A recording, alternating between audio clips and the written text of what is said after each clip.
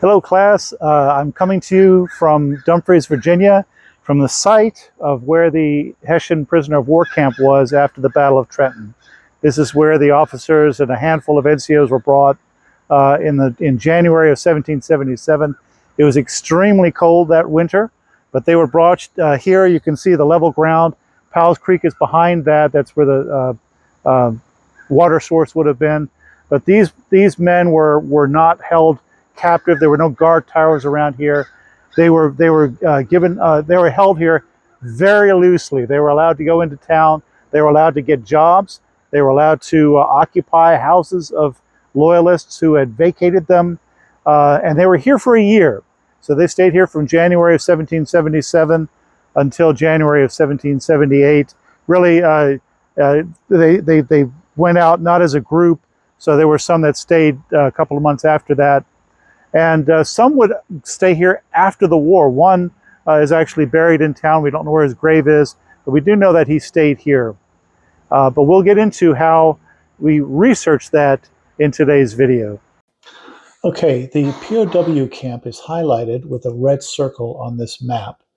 This is part of a much larger map of Prince William County, but there is no historical marker at the site, and the area is much more developed than it was when this map was made.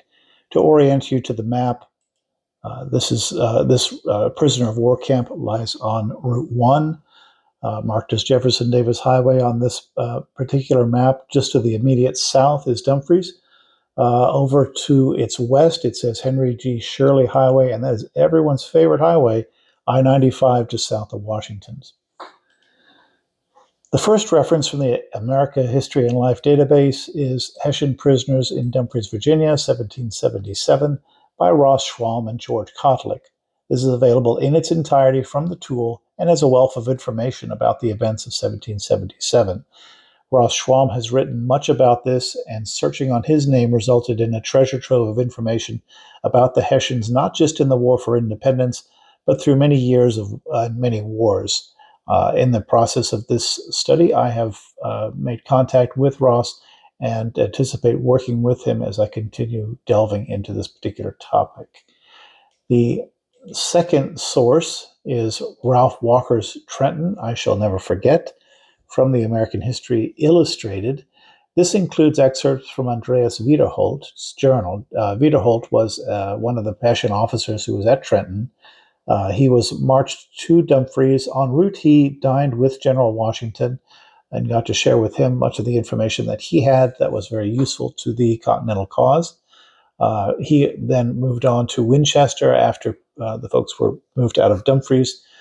He was a prolific writer as well as an artist, and during his time in Dumfries, part of the way he made a living was by selling his art. He drew the first map ever of the town of Winchester, and he also made an excellent map of Dumfries from that period. Unfortunately, the tool does not allow for access, but once you have the key information, you can use the Iliad site to request it. The third source is from Kotlik and Schwalm again, and it addresses the treaties that allow for these men to be yanked from their farms and homes in Hesse and elsewhere, and to be hauled over to America to fight Britain's war.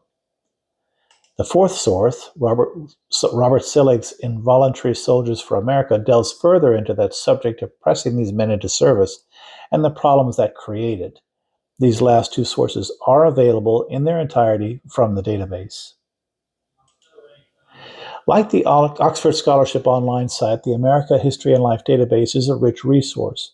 As before, the very specific nature of this topic would have made this exceptionally difficult to research years ago, but now puts many sources available to the researcher anywhere you can log on.